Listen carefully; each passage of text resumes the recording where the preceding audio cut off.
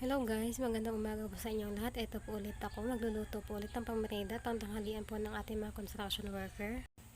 Magluluto ako ng tinola para po may sabaw po, masarap naman ang kanilang pagkain. At yan po yung bata nangungulit.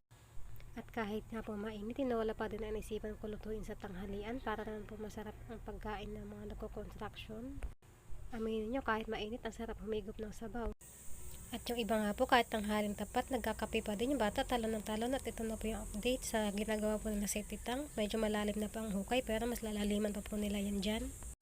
Nakakatuwa nga po itong aking ama at itong aking kinakasama dahil kahit dalawa lang po sila, nagawa po nila ito. Medyo minamadali na po nila yan para po pagkatapos po niyang safety tank, makapagpatayo na po ng bahay.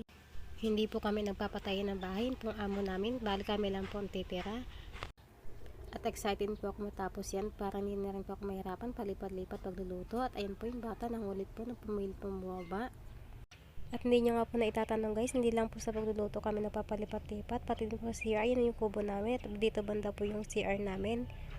At ultimo po yung kubo namin sa aming labahan, malayo po. Hanggang dito na lang, salamat po, bye!